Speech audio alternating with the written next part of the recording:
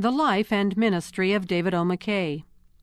In April of 1951, at the age of 77, David Oman McKay became the 9th president of the Church of Jesus Christ of Latter-day Saints. During the nearly 20 years he served as president, he was revered by church members and many others worldwide as a prophet of God. As he urged church members to develop Christ-like character and to share the gospel through both teaching and example, the church experienced rapid growth throughout the world. In addition to his teachings, his physical appearance made a powerful impression. Upon meeting him, many people commented that he not only spoke and acted like a prophet, but that he looked like one. Even in his later years, he had a tall, impressive physique and thick, wavy white hair. His countenance radiated the righteous life that he had led. A heritage and childhood of high ideals. In his teachings as a general authority, David O. McKay often referred with gratitude to the heritage and example he received from his parents. The family of his father, David McKay, had joined the church in Thurso, Scotland, in 1850. In 1856, the family traveled to America and, after working and saving money for 3 years, crossed the plains to Utah, arriving in Salt Lake City in August 1859. In the same year that the McKays joined the church in Scotland, 1850, the family of David O. McKay's mother, Jeanette Evans, embraced the restored gospel near Merthyr Tydfil in South Wales. Like the McKay family, the Evans family sailed for America in 1856 and arrived in Utah in 1859. Both families soon settled in Ogden, Utah, where David McKay and Jeanette Evans met and fell in love. They were married on April 9, 1867, in the endowment house by Elder Wilford Woodruff. On September 8, 1873, in the small Utah town of Huntsville, David O. McKay was born, the third child and first son of David and Jeanette Evans McKay. His childhood was happy, but not without trials. In 1880, a series of events tested and proved the family's faith and brought early maturity to young David O. McKay. His 2 older sisters, Margaret and Elena, died within days of each other, one of rheumatic fever and the other of pneumonia. Approximately 1 year later, his father received a mission call to Scotland. David McKay was somewhat concerned about accepting the call because it would mean leaving his wife, who was expecting another child, alone with the responsibilities of the family and the farm. However, when hearing of the call, Jeanette was firm in her response. "Of course you must accept. You need not worry about me. David O. and I will manage things nicely." With this encouragement and the assurance of help from neighbors and relatives, David McKay accepted the call. His parting words to 7-year-old David O. were to take care of Mama. Due to wise management by Jeanette McKay, the hard work of many, and the blessings of the Lord, the McKay farm prospered despite David McKay's 2-year absence. During this time, and indeed throughout her life, Jeanette McKay was equally vigilant about the spiritual welfare of the children. Family prayer was an established procedure in the McKay home, and when Jeanette was left alone with her small family, it seemed an ever more important part of the day's events. David O. was taught to take his turn at morning and evening prayers, and learned the importance of the blessings of heaven in the home. President McKay often spoke of his mother as an example worthy of emulation. On one occasion he stated, "I cannot think of a womanly virtue that my mother did not possess. To her children, and all others who knew her well, she was beautiful and dignified. Though high-spirited, she was even-tempered and self-possessed. Her dark brown eyes immediately expressed any rising emotion which, however, she always held under perfect control. In tenderness, watchful care, loving patience, loyalty to home and to right, she seemed to me in boyhood, and she seems to me now after these years, to have been supreme." When David O. McKay was asked to name the greatest man he had ever met, he replied without hesitation, "My father." After returning from his mission, his father served as the bishop of the Eden and Huntsville wards from 1883 to 1905. David McKay Sr. shared many experiences and his testimony with his young son. President McKay remembered, "As a boy, I sat and heard that testimony from one whom I treasured and honored. As you know, I treasured no other man in the world, and that assurance was instilled in my youthful soul." The strength of his father's example and testimony sustained him as he grew in his knowledge of the truth. In everyday life, President McKay's father taught him lessons that strengthened him and found their way into his teachings as an apostle. He once told of an experience when he was collecting hay with his brothers. The 10th load was to be given as a tithing offering to the church. David O. McKay's father told the boys to get the 10th load from a better spot than where they had been gathering. His father said, "That is the 10th load, and the best is none too good for God." Years later, David O. McKay said that this was the most effective sermon on tithing I have ever heard in my life. His father also taught him to respect women. President McKay told youth, "I remember my father's admonition when I started in my teens to court a young girl. David, you treat that young lady as you would have any young boy treat your sister." Later in life, while serving as president of the church, he gave the following tribute to his parents. "I am grateful for the wise and careful guardianship and training of noble parents, a guardianship which kept me from turning to paths that would have opened to an entirely different kind of life. Every year increases my appreciation and love for an ever-watchful, precious mother and a noble father." Youth. As a young man, David O. McKay was called to serve in the presidency of the Deacons' Quorum. At that time, the deacons of the ward were responsible to keep the chapel clean, chop wood for the chapel stoves, and make sure that the widows in the ward always had firewood. He told the quorum members that he felt his inability to fill his position when he could see others that were more capable to occupy it than himself, but that he felt to press on with the help of the Lord. This attitude was typical of the humility with which he would accept callings throughout his life. As the bishop's son, he had the opportunity to meet church leaders who visited the family home.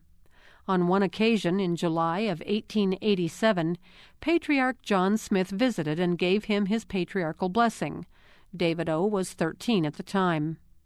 After the blessing, Patriarch Smith placed his hands on the young man's shoulders and said, "My boy, you have something to do besides playing marbles." David later went into the kitchen and said to his mother, "If he thinks I'm going to stop playing marbles, he is mistaken." His mother set aside her work and tried to explain what Brother Smith had meant. Although neither David O. McKay nor his mother knew exactly what his future held, the experience showed that the Lord had greater responsibilities in store for the young man. Throughout his teenage years, he remained active in church service and continued to gain knowledge and experience.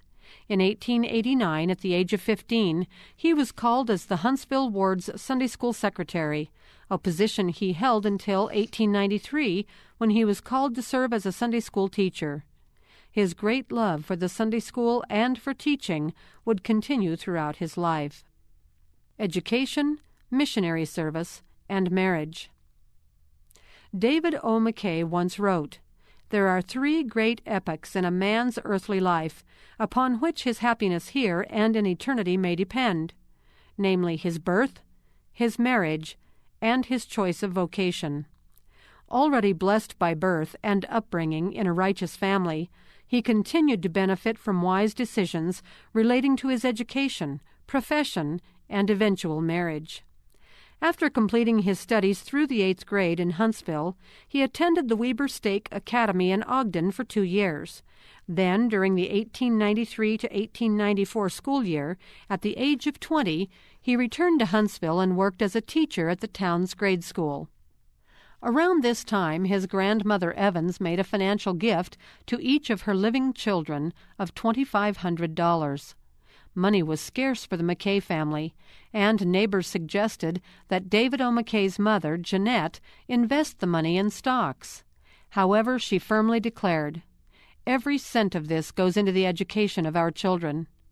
Therefore, in the fall of 1894, he and 3 of his siblings, Thomas E., Jeanette, and Annie, journeyed to Salt Lake City by wagon to attend the University of Utah.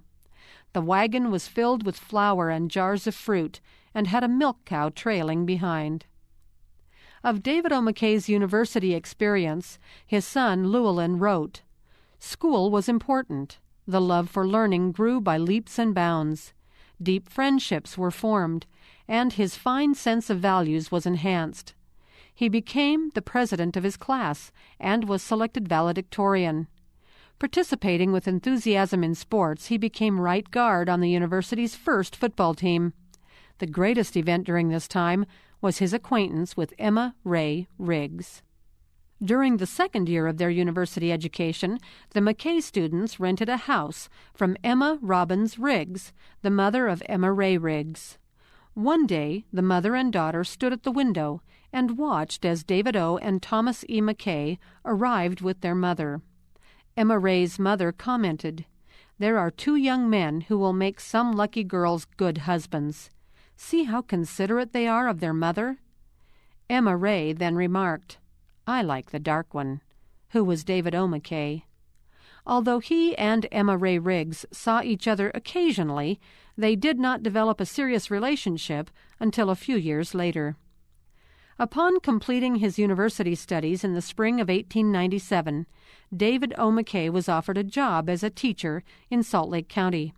He was happy for the position and wanted to begin earning money to help the rest of his family. However, around this same time he received and accepted a call to serve a mission in Great Britain. On August 1, 1897, he was set apart by President Seymour B. Young to serve as a missionary in the British Isles. The first part of his mission was spent in Stirling, Scotland, where the work was slow and difficult. He fulfilled his work diligently, and on June 9, 1898, he was called to preside over the missionaries in Scotland.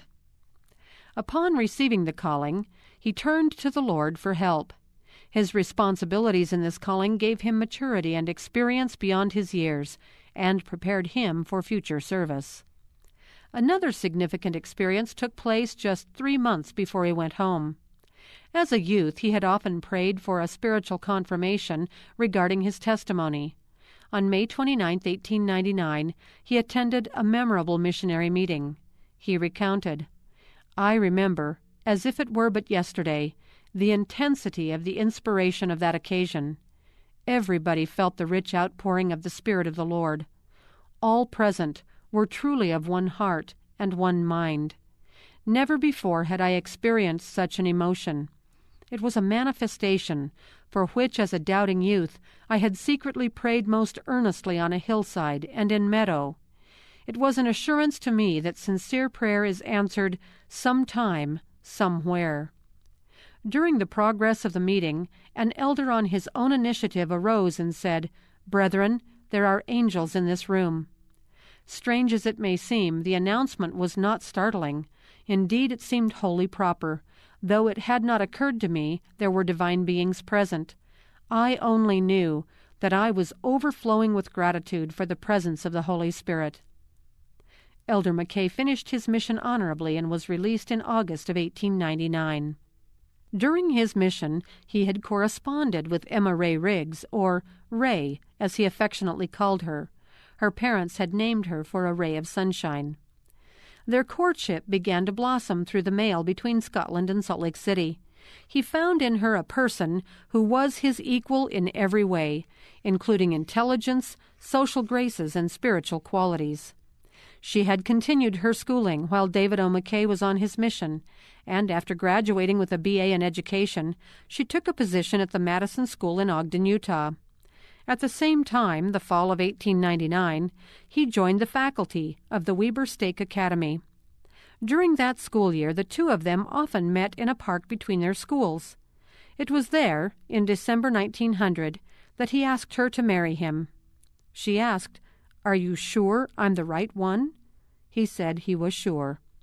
On January 2, 1901, Emma Ray Riggs and David O. McKay became the first couple in the 20th century to be married in the Salt Lake Temple. A legendary educator. In 1902, at the age of 28, he became the principal of the Weber Stake Academy. In spite of many administrative responsibilities, he continued to take an active part in the education of the students. He remained committed to education throughout his life, believing that true education seeks to make men and women not only good mathematicians, proficient linguists, profound scientists, or brilliant literary lights, but also honest men with virtue, temperance, and brotherly love. It seeks to make men and women who prize truth, justice, wisdom, benevolence, and self-control as the choicest acquisitions of a successful life. He believed that education was important for everyone. He served as a principal during an era when very few women received a secondary education. In discussing the important role of women, he wrote the following: "Not much emphasis has been placed upon the part that women played in the settlement of the Western Empire. In this we are but following the general practice of men throughout the ages. Women bear the burdens of the household, carry most of the responsibility of rearing a family, inspire their husbands and sons to achieve success, and while the latter are being given the applause of public acclaim, the wives and mothers who really merit recognition and commendation remain smilingly content in unheralded achievement." While working at the Weber Stake Academy, he emphasized the importance of education for both sexes, and female student enrollment greatly increased during his tenure. During the years he served as a professional educator and administrator at the Weber Stake Academy, he also served in the Weber Stake Sunday School presidency, where he developed new programs. At the time he was called to the Sunday School presidency, the organization received little formal direction from general church leadership. As the second assistant superintendent assigned to classwork, David O. McKay immediately began working to improve classroom teaching and learning by using the methods he had learned as a professional educator. One Sunday school leader described his work as follows: "He first called for weekly meetings of the stake board members. He drilled the members in outlining lessons and in selecting an aim, now called objective, for each lesson. He drilled them in organizing and illustrating the aim. He stressed lesson preparation and application of the aim in each child's life. This was followed by a monthly meeting to which all the ward Sunday school teachers and officers were asked to come, having previously read the lessons to be considered. As a result of these meetings, teachers went home with a bundle of notes on each of 4 lessons for the month ahead. These meetings became very popular, with 90% to 100% attendance at each." News spread quickly of the great success of the Weber Stake Sunday School. President Joseph F. Smith, who at that time also served as the general superintendent of the Sunday schools, was impressed with David O. McKay's innovative ideas regarding teaching and invited him to write an article for the Juvenile Instructor, a Sunday school magazine. Apostle of the Lord. Emphasis on teaching and learning.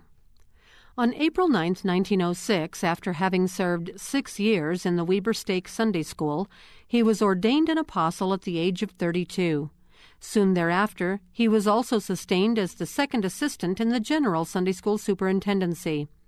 He then became first assistant in 1909 and general superintendent from 1918 to 1934. The same innovations he used in the Weber Stake Sunday School were quickly put into practice by the entire church. Seeing a need for uniform lessons, he wrote the book Ancient Apostles, which was prepared as one of the first Sunday school lesson manuals. Elder McKay's name became synonymous with the Sunday school in the years he served in the Quorum of the 12, and he was still writing lessons for the Sunday school when he became president of the church. In working to improve gospel instruction, his emphasis often focused on children. In his words, children came from the Father, pure and undefiled, without inherent taints or weakness. Their souls are as stainless white paper, on which are to be written the aspirations or achievements of a lifetime. He saw the Sunday school as playing a key role in teaching and building character in children and youth. World Tour and European Mission President. Other experiences prepared David O. McKay to eventually lead a worldwide church.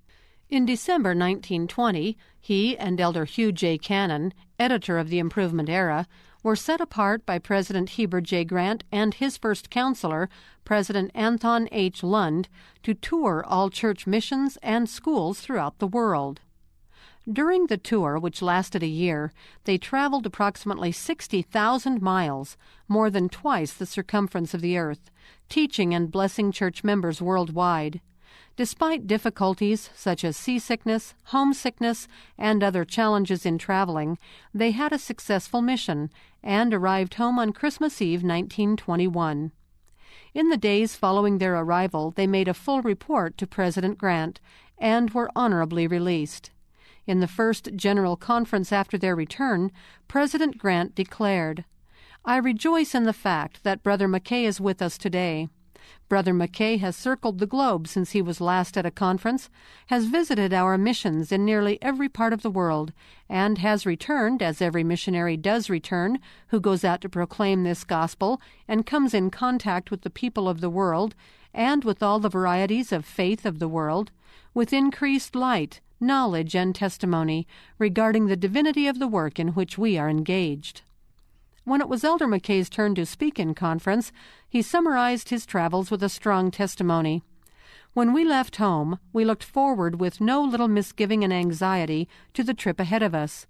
The keen sense of our responsibility, adequately to fulfill the desires of President Grant and his counselors and the 12, who had honored us with that call, made us seek the Lord as I had never sought Him before in my life. And I wish to say this afternoon that the promise made by Moses to the children of Israel, just before they crossed the Jordan River into the Promised Land, has been fulfilled in our experiences. As we sought the Lord with all our souls, He came to our guidance and assistance." Shortly after his return from the world tour, he was called to be the president of the European Mission. He left for Liverpool in November of 1922. It was during this calling that he began to teach the concept of every member a missionary, an emphasis he would later continue as church president. As a mission president, he reorganized missionaries into groups, with several missionaries acting as traveling elders to help train the other missionaries in better teaching methods. One of his greatest challenges was to diffuse negative press. His method was to personally contact the editors and reason with them, asking for equal opportunity to present the truth about the church. A few editors refused his requests, but many were very receptive to him. His public relations skills proved to be a great blessing to the church during his mission presidency and throughout his ministry. Sustained to the first presidency. In the fall of 1934, he was sustained as second counselor to President Heber J. Grant. President J. Reuben Clark, Jr., who had been serving as President Grant's second counselor, became first counselor.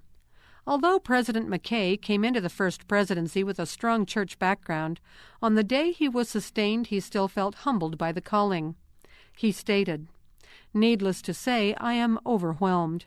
During the past few days I have had difficulty in keeping my thoughts and feelings under control.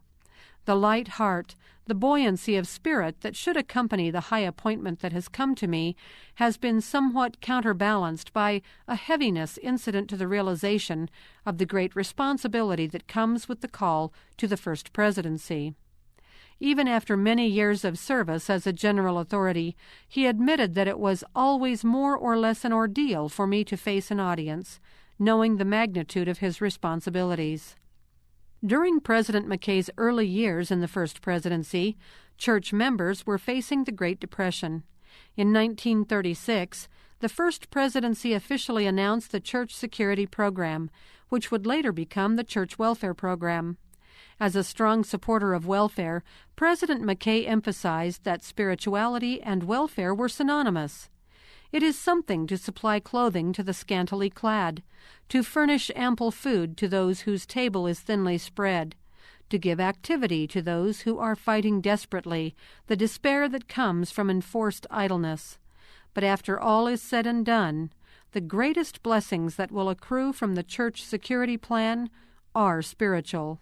There is more spirituality expressed in giving than in receiving. The greatest spiritual blessing comes from helping another. Following the death of President Grant in 1945, George Albert Smith became president of the church and called President McKay to serve as his second counselor. His duties continued much as they had before, with new opportunities and challenges constantly arising. One of the most demanding projects he undertook was an appointment as the chairman of Utah's centennial celebration, which involved many months of planning amid his already heavy workload. The statewide celebration, which culminated in July 1947, was hailed as a great success. A local newspaper reported the following: Rodney C. Richardson, coordinator of California Centennial Affairs, came to Salt Lake City to study Utah's centennial, which, he said, was conceded to have the best planning in the nation. Lack of commercialism is one of the outstanding features of the Utah Centennial. It has been a true historical celebration. In addition to the praise from California, several other states wrote, requesting plans and other literature associated with the celebration. As President George Albert Smith's health began to decline, the responsibilities of his two counselors increased. In the spring of 1951, President McKay and his wife, Emma Ray, decided to drive from Salt Lake City to California for a much-needed vacation. Stopping in St. George, Utah the first night, President McKay awoke with a distinct impression that he should return to Salt Lake City. A few days later, President George Albert Smith suffered a stroke and passed away on April 4, 1951. Prophet of a Worldwide Church. Missionary work and church growth. After having served for 45 years as an apostle, David O. McKay became the 9th president of the church on April 9, 1951, with Stephen L. Richards and J. Reuben Clark, Jr. as counselors. In 1952, the first presidency introduced the first official proselyting plan for full-time missionaries. The program was designed to increase the effectiveness of full-time missionaries by providing a standard outline of the discussions to be used in teaching investigators. The outline included 5 discussions entitled The Book of Mormon, Historical Basis for the Restoration, Distinctive Doctrines of the Church, Responsibilities of Church Membership, and Becoming a Member of the Church. 9 years later, in 1961, he convened the first seminar for all mission presidents, who were taught to encourage families to fellowship their friends and neighbors, and then have these people taught by missionaries in their homes. Emphasizing the concept of every member a missionary, he urged every member to make a commitment to bring at least one new member into the church each year. A language training institute for newly called missionaries was also established that year. With these new initiatives, church membership and the number of full-time missionaries grew rapidly. Under his direction, the number of stakes more than doubled to approximately 500, as new stakes were formed around the world in such countries as Argentina, Australia, Brazil, England, Germany, Guatemala, Mexico, the Netherlands, Samoa, Scotland, Switzerland, Tonga, and Uruguay. Also in 1961, to accommodate this tremendous growth, members of the First Quorum of the 70 were made high priests so that they could preside at stake conferences, and the new Office of Regional Representatives of the 12 was established in 1967. Travels as President. President McKay traveled more miles than all of his predecessors combined. In 1952, he began the first of several important trips, a 9-week trip to Europe, where he visited 9 countries and several missions. At the first stop in Scotland, he dedicated that country's first chapel, which was located in Glasgow.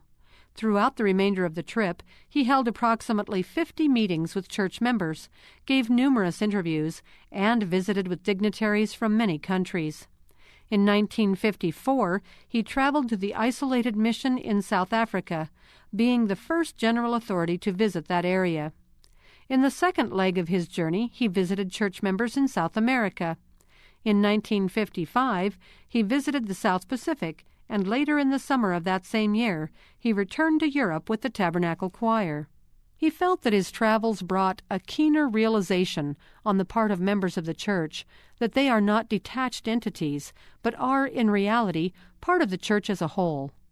For the first time, the church was truly becoming global. President McKay declared, "God bless the church. It is worldwide. Its influence should be felt by all nations. May His Spirit influence men everywhere and incline their hearts toward goodwill and peace." Increase in temples. While in Europe in 1952, he made arrangements to construct new temples, the first that would be built outside the United States and Canada. The Bern, Switzerland temple was dedicated in 1955, and the London, England temple was dedicated in 1958.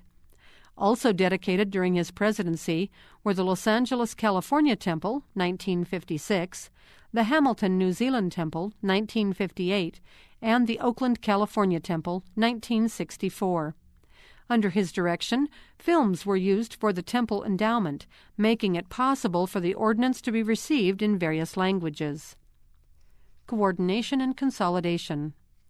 In 1960, the First Presidency assigned Elder Harold B. Lee to establish church correlation, with the intent of coordinating and consolidating church programs, reducing overlap, and increasing efficiency and effectiveness. In a general conference address announcing this initiative, Elder Lee stated, "This is a move which has lain close to President McKay's mind, and now as the President of the Church, he is instructing us to move forward, that we consolidate to make more efficient and more effective the work of the priesthood, the auxiliaries, and the other units in order that we may conserve our time, our energy, and our efforts toward the prime purpose for which the Church itself has been organized." Ambassador for the Church. Among people of other faiths, President McKay was regarded as an important spiritual leader.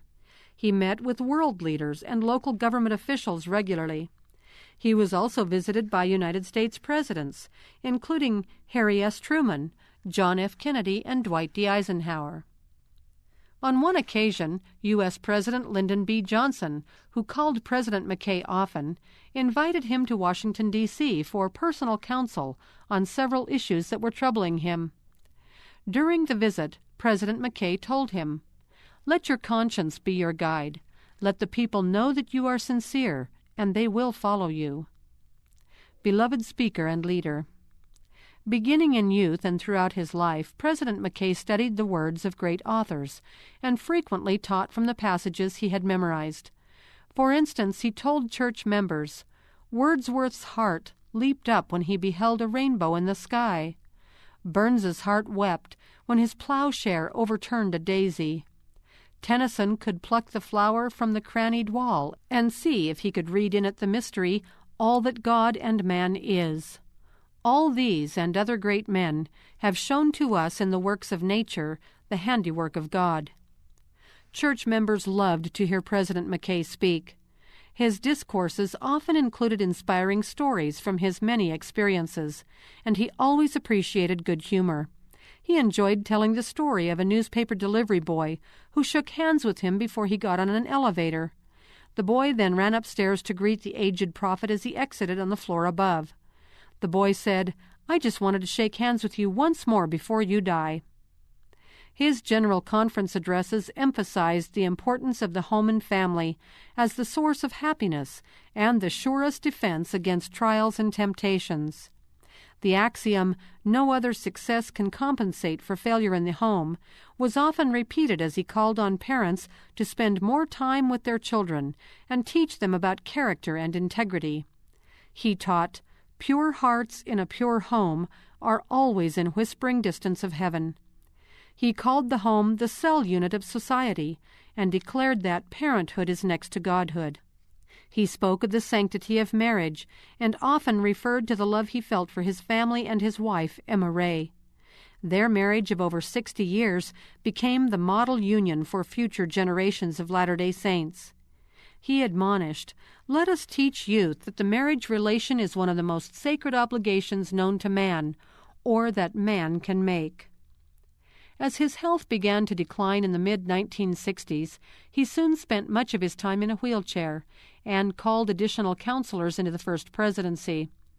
Despite his weakening physical condition, he continued to conduct the business of the church and to teach, lead, and inspire. Not long before his death, he spoke at a meeting in the Salt Lake Temple with the general authorities of the church. Elder Boyd K. Packer, who was present at the meeting, recalled the experience as follows.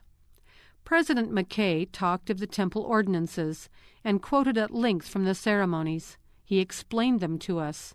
That was not inappropriate, considering that we were in the temple.